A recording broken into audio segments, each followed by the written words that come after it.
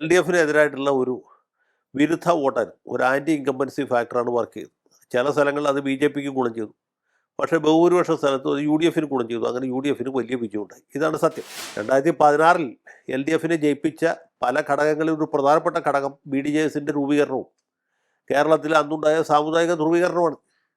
അതിൽ നിന്നൊന്നും ഈ കോൺഗ്രസ്സുകാർ ഒരു പാഠവും പഠിച്ചിട്ടില്ല, യു ഡി എഫുകാർ പഠിച്ചിട്ടില്ല എന്നുള്ളതാണ് ഇതിൻ്റെ സങ്കടകരമായിട്ടുള്ള ഒരു വശം. സർവശ്രീ അടൂർ പ്രകാശ്, കൊടിക്കുന്നിൽ സുരേഷ്, അതെ, ഈ രാജ്ഭവൻ ഉണ്ണിത്താൻ മാത്രമേ ഇതുവരെ രംഗത്ത് വന്നിട്ടില്ല. ബാക്കി എല്ലാവർക്കും നിയമസഭയ്ക്ക് മത്സരിക്കണം. പിന്നെ ഇവരെന്തിന് പാടുപെട്ട് പാർലമെന്റിലേക്ക് മത്സരിച്ച് നമ്മൾ ത്യാഗം ചെയ്യാൻ ആവശ്യപ്പെട്ടിട്ടുണ്ടോ? ഈ സതീശന് ഒരു ഗുണം അല്ലെങ്കിൽ ഒരു ദോഷമുള്ളതെന്ന് വെച്ചാൽ പുള്ളി പിണറായി വിജയനായിട്ട് ഫൈറ്റ് ചെയ്ത് 5 കൊല്ലമായിട്ട് ഫൈറ്റാണ്.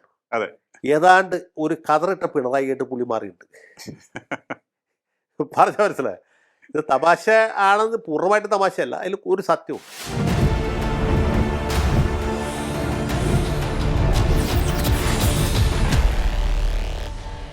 നമസ്കാരം. ടോക്കിംഗ് പോയിന്റിലേക്ക് സ്വാഗതം. തദ്ദേശ തെരഞ്ഞെടുപ്പിൽ നേടിയ വിജയം യു ഡി എഫിന് നൽകുന്ന ആത്മവിശ്വാസം ചെറുതല്ല. അവർക്ക് നിയമസഭാ തെരഞ്ഞെടുപ്പിലേക്ക് വളരെ ആത്മവിശ്വാസത്തോടു കൂടി പോകാൻ സാധിക്കുന്ന ഒരു സാഹചര്യമാണ് ഉണ്ടാകുന്നത് എന്ന വിലയിരുത്തലുകൾ വന്നു. എന്നാൽ ഈ തദ്ദേശ തെരഞ്ഞെടുപ്പിന് ശേഷം നിയമസഭാ തെരഞ്ഞെടുപ്പിന് മുന്നോടിയായി നടത്തേണ്ട തയ്യാറെടുപ്പുകൾ അവർ ഏതു തരത്തിലാണ് നടക്കുന്നത്? ഒപ്പം തന്നെ യു ഡി എഫ് പൊതുവിൽ തിരഞ്ഞെടുപ്പിന് ഒരുങ്ങുന്നത് എങ്ങനെയാണ്? എത്രത്തോളം അവർക്ക് വെല്ലുവിളികളെ അതിജീവിക്കാൻ സാധിക്കുന്ന മാനസികാവസ്ഥയിലേക്ക് എത്താൻ സാധിച്ചിട്ടുണ്ട്? ഒത്തൊരുമ കൈവന്നിട്ടുണ്ട്? പരിശോധിക്കാൻ നമുക്ക് നമ്മോടൊപ്പം ചേരുകയാണ് രാഷ്ട്രീയ നിരീക്ഷകൻ അഡ്വക്കേറ്റ് എ ജയശങ്കർ. നമസ്കാരം സർ, ടോക്കിംഗ് പോയിന്റിലേക്ക് സ്വാഗതം. നമസ്കാരം. യു ഡി എഫ് തദ്ദേശ തെരഞ്ഞെടുപ്പിൽ നേടിയ ജയം വലിയ രീതിയിൽ ആഘോഷിച്ചു.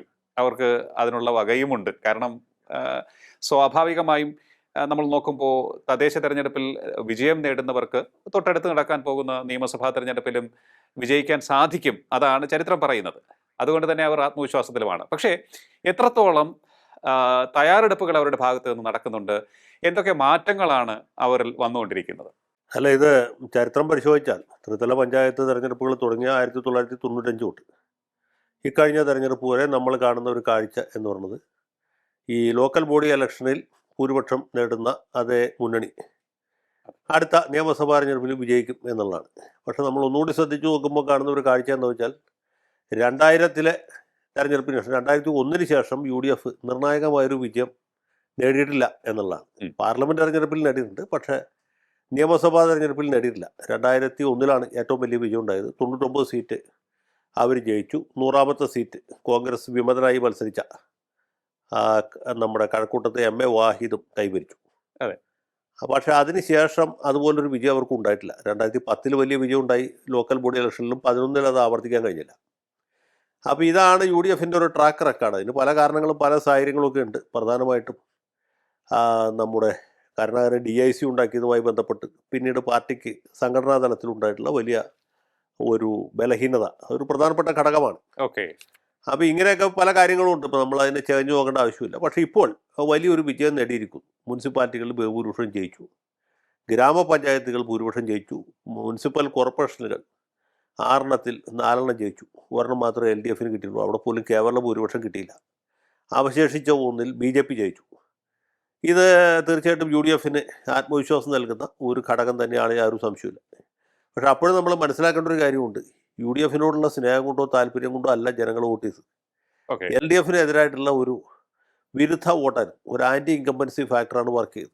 ചില സ്ഥലങ്ങളിൽ അത് ബി ജെ പിക്ക് ഗുണം ചെയ്തു, പക്ഷേ ബഹുഭൂരിപക്ഷ സ്ഥലത്തും അത് യു ഡി എഫിന് ഗുണം ചെയ്തു. അങ്ങനെ യു ഡി എഫിന് വലിയ വിജയമുണ്ടായി. ഇതാണ് സത്യം. ഓക്കെ. ഇപ്പോൾ എറണാകുളം ജില്ലയിൽ അല്ലെങ്കിൽ മലപ്പുറം ജില്ലയിൽ ഒഴിച്ച് വേറൊരു സ്ഥലത്തും അങ്ങനൊരു വൈറ്റ് വാഷ് എന്ന് പറയുന്നതിലുള്ള റിസൾട്ട് ഉണ്ടായിട്ടില്ല. ഇപ്പോൾ Thrissur corporation U D F ജയിക്കുമ്പോഴും തൃശ്ശൂരിലെ ജില്ലാ പഞ്ചായത്ത് എൽ ഡി എഫാണ് ജയിക്കുന്നത്. അതെ. തിരുവനന്തപുരത്ത് ജില്ലാ പഞ്ചായത്ത് എൽ ഡി എഫാണ് ജയിക്കുന്നത്. കൊല്ലം ജില്ലാ പഞ്ചായത്ത് എൽ ഡി എഫാണ് ജയിക്കുന്നത്. ആലപ്പുഴയിലെ മുനിസിപ്പാലിറ്റികൾ നഷ്ടപ്പെടുമ്പോഴും ഗ്രാമപഞ്ചായത്തുകൾ ജയിക്കുന്നത്, ജില്ലാ പഞ്ചായത്ത് ജയിക്കുന്നത് എൽ ഡി എഫാണ്. പാലക്കാടും കോഴിക്കോടും ജില്ലാ പഞ്ചായത്ത് നഷ്ടപ്പെട്ടു, പക്ഷേ കോർപ്പറേഷൻ കിട്ടി. കണ്ണൂരിലെ കോർപ്പറേഷൻ നഷ്ടപ്പെട്ടു, ജില്ലാ പഞ്ചായത്ത് കിട്ടി. അപ്പോൾ ഇങ്ങനെയാണ് സാഹചര്യം. നമ്മൾ ഇത് പൂർണ്ണമായിട്ടും എൽ ഡി എഫിന് ബ്ലാങ്ക് ചെക്ക് കിട്ടി, അല്ല യു ഡി എഫിന് ബ്ലാങ്ക് ചെക്ക് കിട്ടി എന്ന് പറഞ്ഞാൽ വിശ്വസിക്കുന്നതിൽ കഥയില്ല. അതെ. പിന്നെ LDFന് വലിയ പ്രചരണ സംവിധാനമുണ്ട്, ന്യായീകരണ തൊഴിലാളികളുണ്ട്, ക്യാപ്സൂൾ ഫാക്ടറികളുണ്ട്, ഇങ്ങനെ പല സൗകര്യങ്ങളും ഉണ്ട്. ഉം. എണ്ണയിട്ട യന്ത്രം പോലെ പ്രവർത്തിക്കുന്ന സംഘടനാ സംവിധാനമുണ്ട്, കേഡർ സംവിധാനമുണ്ട്, പണമുണ്ട്. പണം ഒരു ഘടകമാണ് ഇപ്പോഴത്തെ കാലത്ത്. കോൺഗ്രസിന് പഴയ പോലെ പണം സമാഹരിക്കാനുള്ള സാധ്യതയില്ല. പിന്നെ ഭരണം കിട്ടും എന്ന ട്രെൻഡ് ഉള്ളതുകൊണ്ട് ഒരു പക്ഷേ നമ്മുടെ നാട്ടിലെ മടിശീലക്കാരൊക്കെ കൊടുക്കുമായിരിക്കും എന്ന് നമുക്ക് വിചാരിക്കാം. എന്നാൽ പോലും മറ്റവരെ നമുക്ക് കുറച്ച് കാണാൻ പറ്റിയില്ല. ഇങ്ങനൊരു സാഹചര്യത്തിൽ ഇനിയിപ്പോൾ മറുഭാഗത്ത് എന്താണ് സ്ഥിതി എന്ന് നോക്കിയാൽ, ഈ വിജയം കൈവരിച്ചതോടുകൂടി ഓരോ നേതാവും ഇത് അവനവൻ്റെ കഴിവുകൊണ്ടാണ് ഈ നേട്ടം ഉണ്ടായത് എന്ന ഒരു പ്രതീതിയിൽ ഇറങ്ങിയിരിക്കുകയാണ്. സത്യം പറഞ്ഞാൽ നമുക്കറിയാം ഇത് അവരുടെ കഴിവുകൊണ്ടല്ല, മറ്റവരുടെ ദൗർബല്യം കൊണ്ടാണ് ജയിച്ചത്.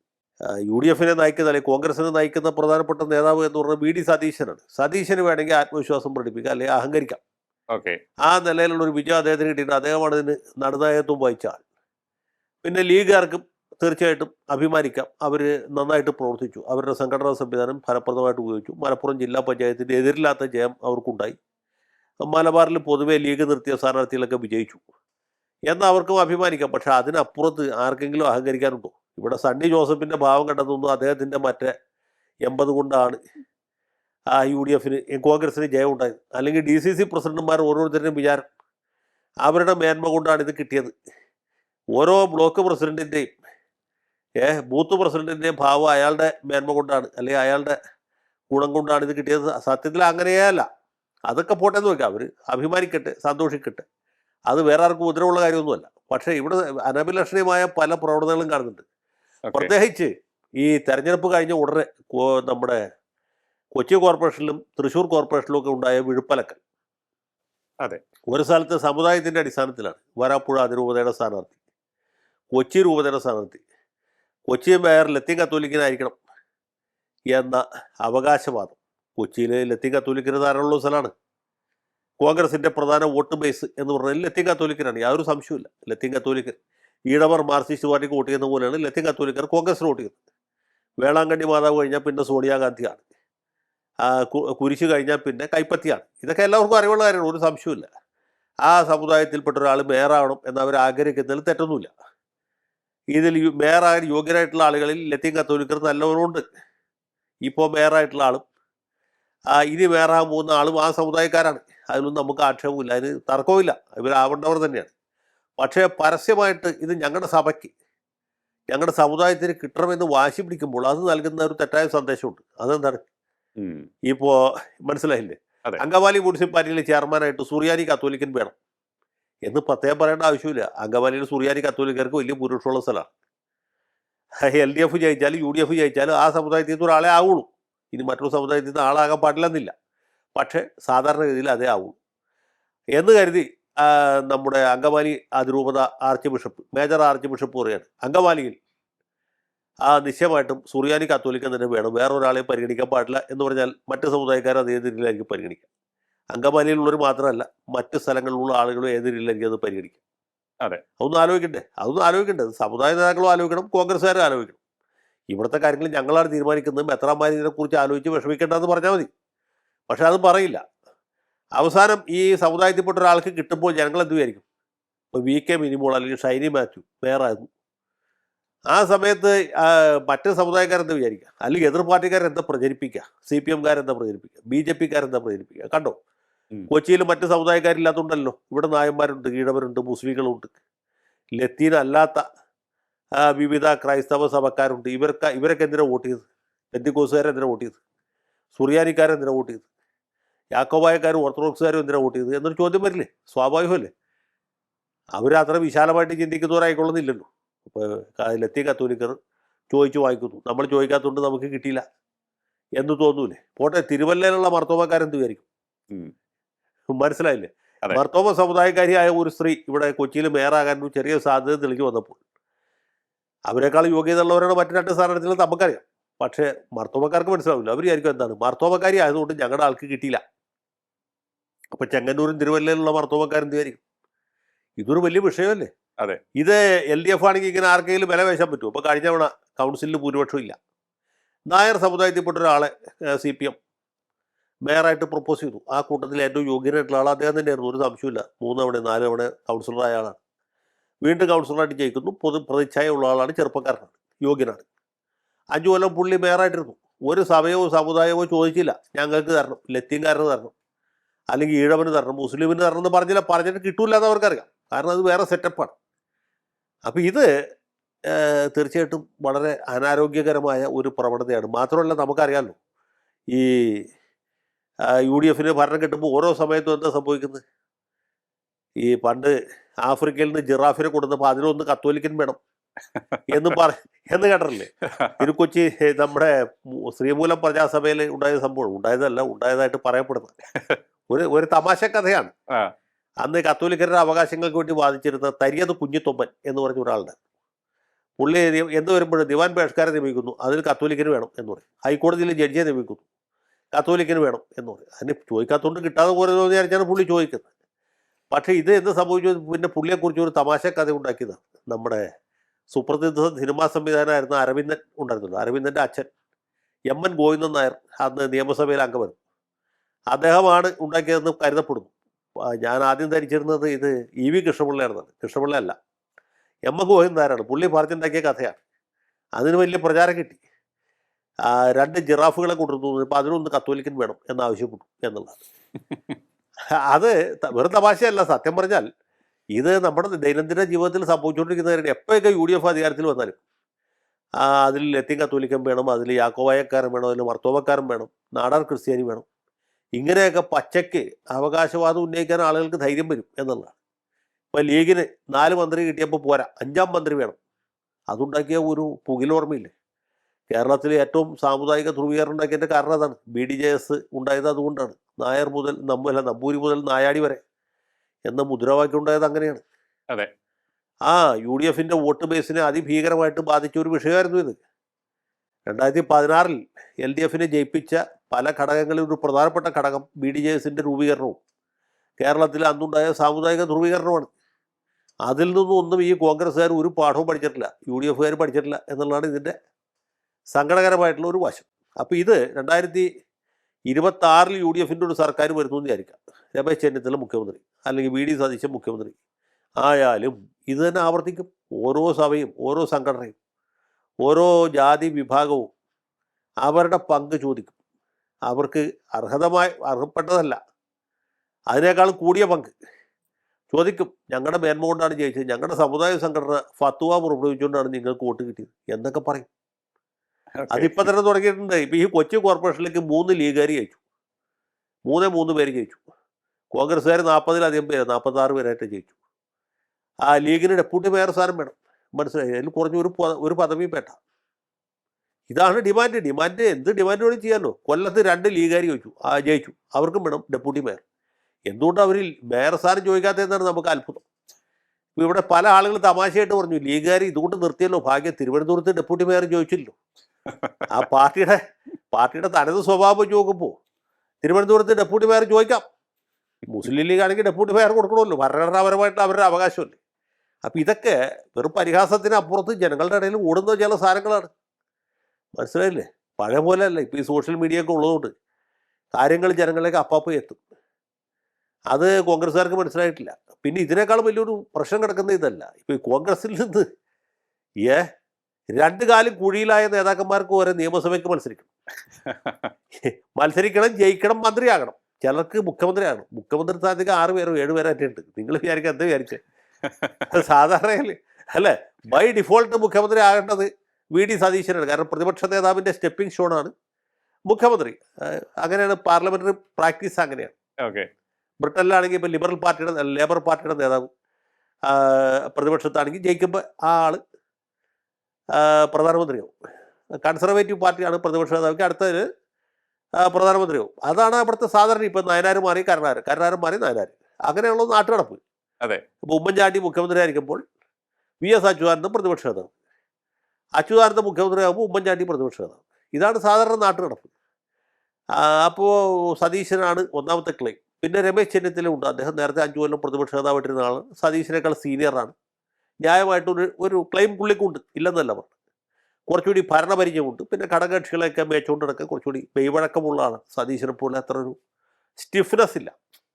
രമേശിന് അനുകൂലമായിട്ടുള്ള ഘടകങ്ങൾ ഇതൊക്കെയാണ്. പിന്നെ അദ്ദേഹം വളരെ സീനിയറാണ്. മമതാ ബാനർജിയുടെ കൂടെയൊക്കെ യൂത്ത് കോൺഗ്രസിൽ പ്രവർത്തിച്ച ആളാണ്. കേരള സംസ്ഥാനത്ത് തന്നെ ഏറ്റവും കുറഞ്ഞ പ്രായത്തിൽ മന്ത്രിയായ ആളാണ്. അതെ. അങ്ങനെ ദീർഘകാലം KPCC പ്രസിഡന്റായിരുന്നു. അദ്ദേഹത്തിന് ഒരു ക്ലെയിമുണ്ട്, ഇല്ലെന്നല്ല പറഞ്ഞു. പക്ഷേ ഇപ്പോൾ മുഖ്യമന്ത്രി സ്ഥാനത്തേക്ക് എത്ര പേരെ തയ്യാറായിട്ട് നിൽക്കുന്നത്? ഞാനിപ്പോൾ അവരുടെയൊക്കെ പേര് പറഞ്ഞ് കേൾക്കുന്ന ആൾക്കാരെ ബോറടിപ്പിക്കുന്നില്ല.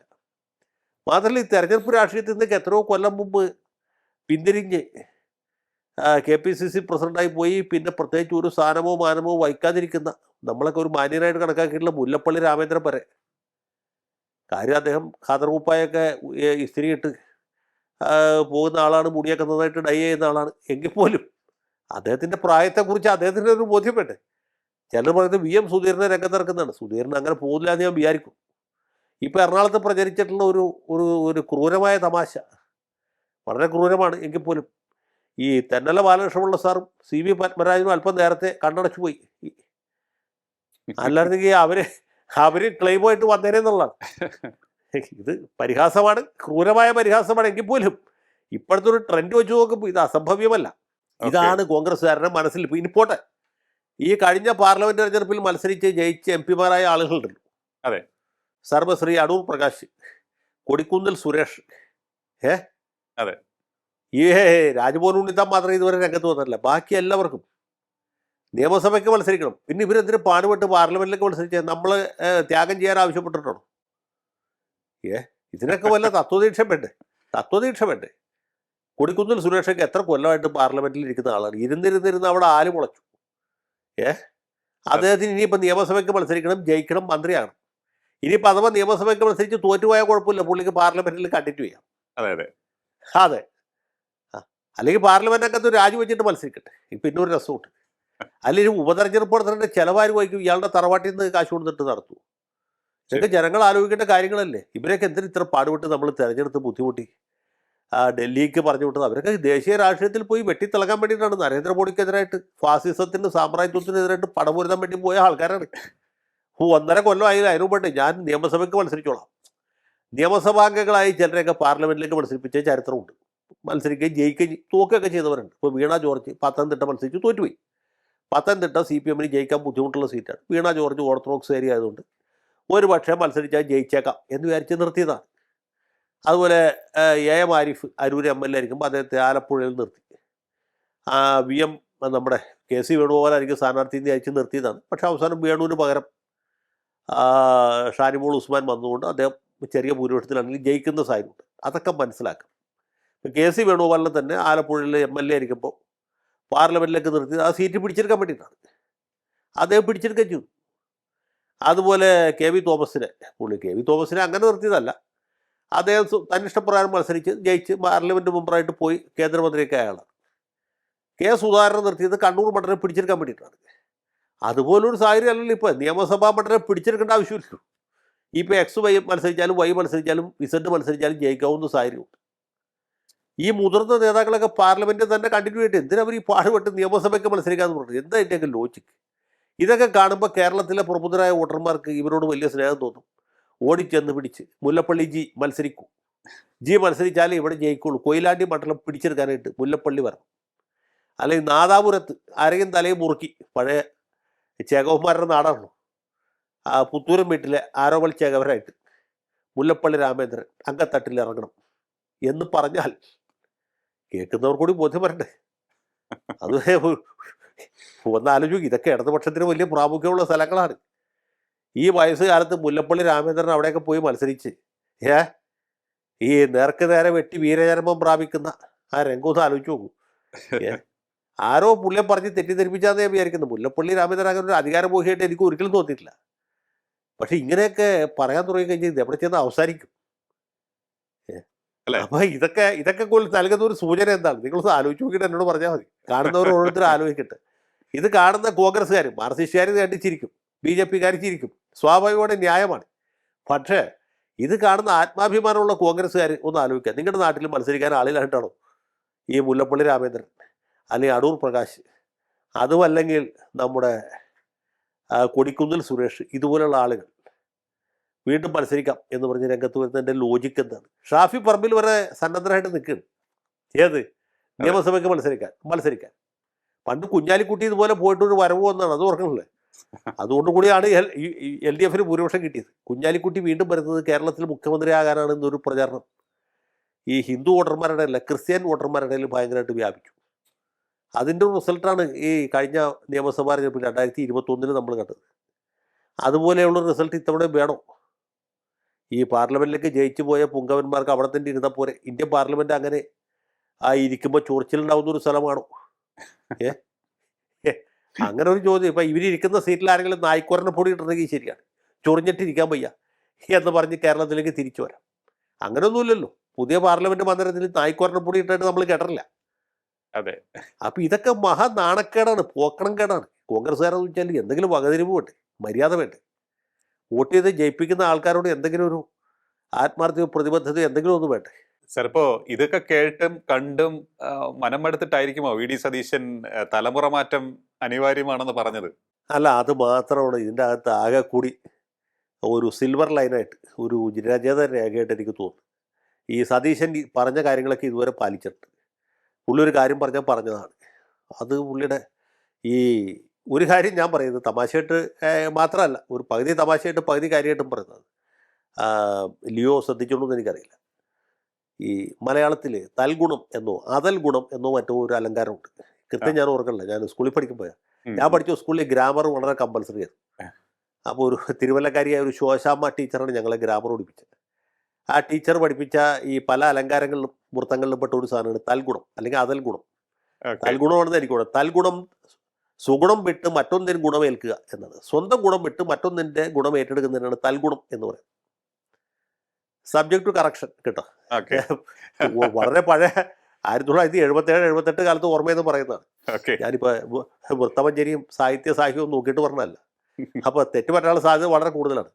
ഈ സതീശന് ഒരു ഗുണം അല്ലെങ്കിൽ ഒരു ദോഷമുള്ളതെന്ന് വെച്ചാൽ പുള്ളി പിണറായി വിജയനായിട്ട് ഫൈറ്റ് ചെയ്ത് 5 കൊല്ലമായിട്ട് ഫൈറ്റാണ്.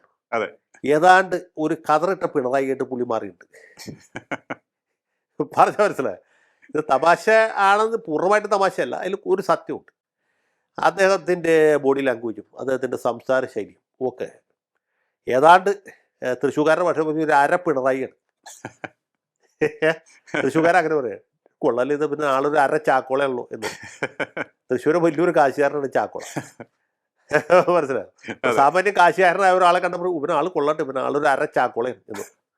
അതുപോലെ ഒരു അര പിണറായിയാണ് പുള്ളിയുടെ ആ ഒരു പിടുത്തോട്ട്. രമേശിന് അതില്ല. രമേശ് കുറച്ചുകൂടി ഇതാണ്, സോഫ്റ്റാണ്. പുള്ളി ഒരു ഫ്ലെക്സിബിലിറ്റി ഉണ്ട്. സതീശന് അതില്ല. പക്ഷേ സതീശന് ഇതൊരു ഗുണമായിട്ടാണ് ഞാൻ കണക്കാക്കുന്നത്. കാരണം എന്താ വെച്ചാൽ കോൺഗ്രസിൽ ഇന്നത്തെ കാലത്ത് ഒരു അര പിണറായി അല്ല, ഒരു മുഴു പിണറായി തന്നെ വേണം. കാരണം അത്രയും കുത്തഴിഞ്ഞ നിലയിലാണ് ഈ കാര്യങ്ങൾ പോകുന്നത്. അപ്പോൾ ശക്തനായ ഒരു നേതാവ് ഈ സമയത്ത് അനിവാര്യമാണ്. അത് കോൺഗ്രസിലും UDF-നും ആവശ്യമാണ്. അല്ലെങ്കിൽ പിന്നെ മുസ്ലിം ലീഗുകാരൊക്കെ അനാവശ്യമായ ഡിമാൻഡുകളായിട്ട് വരും. 5-ാം മന്ത്രി കഴിഞ്ഞ് 6-ാം മന്ത്രി ചോദിക്കും. മനസ്സിലായില്ലേ? കോൺഗ്രസിൽ തന്നെ ഇനി മെത്രാന്മാരും സമുദായ നേതാക്കന്മാരൊക്കെ വന്ന് ഞങ്ങൾക്ക് അത് കിട്ടിയാൽ പോരാ, ഇത് കിട്ടണം എന്നൊക്കെ പറഞ്ഞ് വാശി പിടിച്ച് വരുമ്പോൾ ഒരു അരപ്പിണറായി പോരാ, ഒരു മുഴുപ്പിണറായി ആയിട്ട് തന്നെ കാര്യങ്ങൾ നടത്തണം. എന്നാലേ സംഗതി രക്ഷയുള്ളൂ. അല്ലെങ്കിൽ സംഗതി കയ്യിൽ നിന്ന് പോവും. ഇത്തവണ ചിലപ്പോൾ UDF ജയിക്കും, പക്ഷേ അത് അവസാനത്തെ ജയമായിരിക്കും. പിന്നെ ഒരിക്കലും ജയിക്കാത്ത അവസാനത്തെ വിജയമായിട്ട് പറഞ്ഞു. ഞാനിതിപ്പോൾ പ്രാകുന്നതല്ല, ശപിക്കുന്നതായിട്ട് വിചാരിക്കണ്ട. ആ നിലയിലേക്ക് കാര്യങ്ങൾ പോകുന്നതിൻ്റെ എല്ലാ ലക്ഷണങ്ങളും ഇപ്പോൾ ഉണ്ട്. ഇപ്പോൾ ഈ കൊച്ചി മേയറെ തിരഞ്ഞെടുക്കുന്നത്, തൃശ്ശൂർ മേയറെ തിരഞ്ഞെടുത്ത് കണ്ടില്ലേ? അതെ. 4 തവണ കൗൺസിലറായ ഒരു സ്ത്രീ തൃശ്ശൂർ നടക്കുന്ന എല്ലാ സമരത്തിൻ്റെ മുൻപന്തിയിൽ കയറി നിൽക്കും. പോലീസിൻ്റെ അടി കൊള്ളാനും ജനകീയ പ്രക്ഷോഭം നടത്താനും കോർപ്പറേഷൻ പിക്കറ്റ് ചെയ്യാനും ഒക്കെ നടന്ന ഒരു സ്ത്രീ. ലാലി ജെയിംസ് എന്നാണ് അവരുടെ പേര്. അവർ മേയറാകേണ്ട ഘട്ടം വന്നപ്പോൾ അങ്ങനെയല്ല, കാശും പണവും കുടുംബമാഹാത്മ്യവും വെളുത്ത നിറവും നല്ല ഗ്ലാമറും അല്ലെങ്കിൽ പുട്ടി ലിപ്സ്റ്റിക്കൊക്കെ ഉള്ള ഒരു സ്ത്രീയെ കൊടുത്തിട്ട് നമ്മുടെ മേയർ. അതിന് അവർ നല്ല ഒരു ഗൈനക്കോളജിസ്റ്റാണ് തൃശ്ശൂർ. ഗൈനക്കോളജിസ്റ്റായി എത്ര പ്രസവം കൊടുത്തു അല്ലെങ്കിൽ എത്ര സർജറി നടത്തി എന്നുള്ളതല്ലല്ലോ, എത്ര സിസേറിയൻ ചെയ്തു എന്നുള്ളതിൻ്റെ അടിസ്ഥാനത്തിലല്ലോ മേയറെ തിരഞ്ഞെടുക്കട്ടെ. അങ്ങനെയാണെങ്കിൽ കറക്റ്റാണ്. നിജി ജസ്റ്റിൻ്റെ അത്ര യോഗ്യയായ വേറൊരു മേയർ സ്ഥാനാർത്ഥിയില്ല. പക്ഷേ സിസേറിയൻ്റെ എണ്ണത്തിൻ്റെ അടിസ്ഥാനത്തിലോ എത്ര പ്രസവം എടുത്തു എന്നുള്ളതിൻ്റെ അടിസ്ഥാനത്തിലോ അല്ല, പൊതുപ്രവർത്തനത്തിൽ എന്ത് പാരമ്പര്യമുണ്ട് എന്നുള്ളൊരു ചോദ്യമില്ലേ. 4 തവണ കൗൺസിലറായ ആൾക്ക് 1 കൊല്ലം പോലും മേയറായിട്ട് കൊടുക്കാതെ ശുദ്ധമായ പണപ്പെട്ടി രാഷ്ട്രീയം എന്ന് പറയാവുന്ന രീതിയിൽ ഒരാളെ കൂട്ടിരുന്നു. ആ സ്ഥാനം കിട്ടാതെ പോയ സ്ത്രീ ക്യാമറയുടെ മുമ്പിൽ പൊട്ടിത്തെറിക്കുന്നു. അവർ പറയുന്നത് ശരിയായിരിക്കാം, തെറ്റായിരിക്കാം. തെറ്റാണെന്ന് വിചാരിച്ചു, എന്നാൽ പോലും അത് ശരിയാണെന്ന് ഒരുപാട് പേര് വിചാരിക്കില്ല. ഇത്ര നാളും മാർക്സിസ്റ്റുകാർ ഭരിച്ചപ്പോൾ, കാര്യം MK വർഗീസിനെ വച്ചിട്ടാണ് ഭരിച്ചതെങ്കിൽ പോലും അതിനൊരു അന്തസ്സുണ്ടായിരുന്നില്ലേ? ഇപ്പോഴത്തെ സ്ഥിതി എന്താണ്? കാശിൻ്റെ മാത്രം ബലത്തിലാണോ മേയറെ തീരുമാനിക്കുന്ന ഒരു ചോദ്യമില്ലേ? അതെ. അത് തന്നെ വടക്കാഞ്ചേരിയിൽ കണ്ടില്ലേ? ലീഗുകാരനായിട്ട് ലീഗ് സ്വതന്ത്രമായിട്ട് ജയിച്ച ഒരുത്തൻ 50 ലക്ഷം രൂപ കിട്ടുന്ന കേട്ടപ്പോൾ ഉടനെ തന്നെ CPM സ്ഥാനാർത്ഥിക്ക് വോട്ട് ചെയ്യും. ആ വോട്ട് കഴിഞ്ഞാൽ അവർ ഒളിവിൽ പോയി. പിറ്റേ ദിവസം ബ്ലോക്ക് മെമ്പർ സ്ഥാനം രാജിവെക്കുകയും ചെയ്തു. അതുപോലെ അതിൻ്റെ അപ്പുറത്ത് അതിലും വലിയ തമാശ എന്താണ്? മറ്റത്തൂർ പഞ്ചായത്തിൽ അതെ. കോൺഗ്രസ്സുകാരായിട്ട് ജയിച്ച 6 പേര് രാഖി രാമാനം പാർട്ടി വിട്ട് പാർട്ടി മാർത്തു. BJPയുടെ സഹായത്തോടുകൂടി വിമതരായിട്ട് ജയിച്ച ഒരു കോൺഗ്രസ്സുകാരിയെ വോട്ട് ചെയ്ത് ജയിപ്പിക്കുന്നു. അത് കഴിഞ്ഞിട്ട് അവർ താത്വികമായിട്ടും പ്രത്യയശാസ്ത്രപരമായിട്ടും സൈദ്ധാന്തികമായിട്ടും അതിനെ ന്യായീകരിക്കുന്നു. ഇങ്ങനെയുള്ള തമാശകളല്ലേ ആൾക്കാർ കണ്ടുകൊണ്ടിരിക്കുന്നത്. അതെ. ഇതിനൊക്കെ ഒരു അറുതി വരണമെങ്കിൽ ഇത് നിയമസഭയിലേക്ക് ആവർത്തിക്കില്ലേ? ശരിയാണ്. അപ്പൊ അത് ഒരു അറുതി വരണമെങ്കിൽ ആര് വരണം? അരപ്പിണറായി പോരാ, മുഴുപ്പിണറായി വേണം. മുഴുപ്പിണറായി വരണം. അപ്പൊ ഇത് UDF ഭൂരിപക്ഷം കിട്ടുമ്പോൾ മനോരമ എഴുതാൻ സാധ്യതയുള്ള ഒരു എഡിറ്റോറിയൽ കൂടി പറയല്ലോ, ഒരു ഹെഡിങ് കൂടി പറഞ്ഞിട്ട് അവസാനിപ്പിക്കാം. സതീശൻ മിന്നൽ പിണറായി. അതെ. അല്ല, ഞാൻ ചോദിച്ചോട്ടെ സാറേ, കഴിഞ്ഞ പ്രാവശ്യം 1ാം പിണറായി സർക്കാരിന്റെ ടേമിൽ രമേശ് ചെന്നിത്തല വളരെ നല്ല പ്രകടനമാണ് പ്രതിപക്ഷ നേതാവായി കാഴ്ചവെച്ചത്. പക്ഷേ അപ്രതീക്ഷിതമായി അദ്ദേഹത്തെ മാറ്റുന്നു. പകരം VD സതീശൻ വരുന്നു. VD സതീശനും ഡീസെന്റായി പെർഫോം ചെയ്യുന്നു. ഡീസെന്റ് എന്നല്ല, വളരെ ഗംഭീര പ്രകടനം തന്നെയാണ്. ഉപതെരഞ്ഞെടുപ്പുകളെല്ലാം മിന്നൽ വിജയം നേടി. മിന്നൽ പിണറായി ഇപ്പോൾ എത്തി നിൽക്കുകയാണ്. ഇനിയിപ്പോ ഈ തിരഞ്ഞെടുപ്പ് ജയിച്ചതിന് ശേഷം മറ്റൊരു മാറ്റം, അത് നീതികേടാണ് എങ്കിൽ പോലും UDFന്റെ കാര്യമായതുകൊണ്ട് ചോദിക്കുകയാണ്, മറ്റൊരു മാറ്റത്തിന് സാധ്യതയുണ്ടോ ഇനിയിപ്പോ തിരഞ്ഞെടുപ്പ് വിജയത്തിന് ശേഷം എങ്ങാനും? ഉപശാലകളിൽ പറഞ്ഞു കേൾക്കുന്ന അനുസരിച്ചാണെങ്കിൽ, ഉപശാലകളിലല്ല പല ശാലകളിലും പറഞ്ഞു കേൾക്കുന്ന അനുസരിച്ചാണെങ്കിൽ UDF ഒരു 90 സീറ്റ് കിട്ടുകയാണെങ്കിൽ, 75-76 സീറ്റ് കിട്ടുകയാണെങ്കിൽ കുഴപ്പമില്ല, സതീശന് തന്നെ കിട്ടും, അല്ലെങ്കിൽ രമേശിന് കിട്ടും, അല്ലെങ്കിൽ ചിലപ്പോൾ ഊഴ വിട്ട് ഈ നിധി ജസ്റ്റ് അല്ല നമ്മുടെ കൊച്ചിയിൽ മേയറെ തീരുമാനിച്ച പോലെ 2.5 കൊല്ലം എന്തെങ്കിലുമൊക്കെ ചെയ്യും. ഓക്കെ, അത് പോട്ടെ, കുഴപ്പമില്ല, അത് സമാധാനമുള്ള കാര്യമാണ്. രമേശ് സീനിയർ എന്നുള്ള നിലയ്ക്ക് അതേ ഒരു 2 കൊല്ലോ 3 കൊല്ലോ ആദ്യം മുഖ്യമന്ത്രി ആയിരിക്കും, അതിട്ട് സതീശനെ ഏറ്റെടുക്കുക. ഓക്കെ, അതുവരെ 2ാം സ്ഥാനക്കാരനായിട്ട് ഇയാൾ യുധിഷ്ഠിരനായിട്ടും മറ്റേ ഭീമസേനായിട്ടും ഒക്കെ പോകാൻ അതൊന്നും കുഴപ്പമില്ല, അതൊക്കെ സമാധാനമുള്ള കാര്യം. ഓക്കെ, അതൊക്കെ സമാധാനമുള്ള കാര്യമാണ്. പക്ഷെ അതല്ല പ്രശ്നം. നിങ്ങൾ ഉദ്ദേശിച്ച ആള് പാരച്ചൂട്ടിൽ വന്നിറങ്ങും എന്നൊരു ഖ്യാതിയുണ്ട്. അതെ. അതായത് ഒരു 90 സീറ്റോ 100 സീറ്റോ കിട്ടിക്കഴിഞ്ഞാൽ, കോൺഗ്രസിനൊരു പ്രത്യേകതയുണ്ട്. തോറ്റു കഴിഞ്ഞാൽ അത് പ്രാദേശിക നേതൃത്വത്തിൻ്റെ പിടിപ്പ് കെടും, ജയിച്ചു കഴിഞ്ഞാൽ അത് നെഹ്റു ഗാന്ധി കുടുംബത്തിൻ്റെ മറ്റേതുമായിട്ട് അത് വിലയിരുത്തപ്പെടും. അപ്പോൾ രാഹുൽജിയുടെ വിജയമാണ്, പ്രിയങ്കാജിയുടെ വിജയമാണ്. പ്രിയങ്ക ഗാന്ധി ഇവിടെ പ്രചരണം നടത്തിയുകൊണ്ടാണ് ജയിച്ചത്. ഇത് കോൺഗ്രസ് അഖിലേന്ത്യാ തലത്തിൽ തിരിച്ചു വരാൻ പോകുന്നതിൻ്റെ ഒരു വമ്പിച്ച സൂചനയാണ്. കോൺഗ്രസ് മുക്ത ഭാരതം എന്ന BJPയുടെ ലക്ഷ്യം പൊലിഞ്ഞു എന്നൊക്കെ പറഞ്ഞ് പാടിപ്പുകഴ്ത്താനായിട്ടും പൊലിപ്പിക്കാനായിട്ടും ഒരുപാട് പാണന്മാർ, മാത്രമല്ല സിദ്ധ യക്ഷ കിന്നര ഗന്ധർവന്മാരൊക്കെ റെഡിയായിട്ട് നിൽക്കുകയാണ്. അതെ. അവർ സകല എന്താണ് വീണയും വയലിനും സിത്താറും ഒക്കെ തബലയും ഒക്കെ റെഡിയാക്കി വെച്ച് നിൽക്കുകയാണ്. ഇപ്പോൾ ഈ ഗാനാലാപം ആരംഭിക്കും, അതിനൊക്കെ വേണ്ട ആൾക്കാരൊക്കെ പുള്ളി റെഡിയാക്കി വെച്ചിട്ടുണ്ട്. അപ്പോൾ അങ്ങനെ വരികയാണെങ്കിൽ ഹൈക്കമാൻഡ് തീരുമാനിക്കും. കോൺഗ്രസ്സിൽ അങ്ങനെയുള്ളൂ, MLA-മാരുടെ എണ്ണം വെച്ചിട്ടല്ല സ്ഥാനങ്ങൾ തീരുമാനിക്കുന്നത്. ഹൈക്കമാൻഡ് എന്ന് പറഞ്ഞൊരു കമാൻഡ് ഉണ്ട്. ആ കമാൻഡിൽ ഇരിക്കുന്ന കമാൻഡ് കൊടുക്കുന്ന ആൾ വേറെ ഒരാളാണ്. അദ്ദേഹം പാരച്ചൂട്ടിൽ വന്ന് ഇറങ്ങുകയും പുള്ളി നിലവിലുള്ളൊരു MLA രാജിവെപ്പിച്ച് ആ സീറ്റിൽ മത്സരിച്ച് ജയിക്കുന്നതിന് മുമ്പ് തന്നെ മുഖ്യമന്ത്രിയാവും. മുഖ്യമന്ത്രിയുടെ 6 മാസത്തിനകത്ത് ജയിച്ചാൽ മതി, പണ്ട് AK ആന്റണി ചെയ്ത പോലെ. ഇത് കേരളത്തിൽ പാരച്ചൂട്ടിൽ വന്നിറങ്ങി നമ്മളെയൊക്കെ എന്താ ചെയ്യുക? സൈക്കിളെ മാർഗമുള്ളൂ. ഇതൊക്കെ ജനാധിപത്യം എന്ന് പറഞ്ഞാൽ ഇത് കൂടെയൊക്കെ കൂടിയതാണ്. അപ്പോൾ ഇതൊക്കെ വരാനുള്ളത് വഴി തങ്ങില്ല പൊന്നെ ലിയോ. സാർ, ഒരു ചോദ്യം കൂടി. സാർ നേരത്തെ പറഞ്ഞു ഈ 5ാം മന്ത്രിസ്ഥാനം എന്ന ഡിമാൻഡ് ലീഗ് മുന്നോട്ട് വെച്ചത് UDFന്റെ തന്നെ ഡൗൺഫാളിന് കാരണമാകുന്ന പല നീക്കങ്ങൾക്കും കാരണമായി എന്ന്. ഇനിയുള്ള ഈ ഏതാനും മാസങ്ങൾ, നിയമസഭാ തെരഞ്ഞെടുപ്പിന് മുന്നോടിയായുള്ള ഈ ഏതാനും മാസങ്ങൾ ലീഗിനെ നിലയ്ക്ക് നിർത്താൻ കോൺഗ്രസ് നേതൃത്വത്തിന് കഴിയുമോ? കാരണം ലീഗ് ഉന്നയിക്കുന്ന ഡിമാൻഡുകൾ അവരുടെ തന്നെ പതനത്തിന് കാരണമായി, കാരണം UDFന്റെ തന്നെ പതനത്തിന് കാരണമായേക്കാവുന്ന തരത്തിലേക്ക് പോകുമോ എന്നുള്ളൊരു സംശയം കൊണ്ടാണ് ഞാൻ ചോദിക്കുന്നത്. കാരണം ഈ ഹിന്ദു വോട്ടുകളുടെ ഏകീകരണത്തിന് അത് കാരണമായേക്കും. അതുകൊണ്ടാണ് ഞാൻ ചോദിക്കുന്നത്. അത് വളരെ പ്രധാനപ്പെട്ടൊരു കാര്യമാണ്. അത് പക്ഷേ ലീഗ് നേതൃത്വത്തിന് ഇതുവരെ മനസ്സിലായിട്ടില്ല.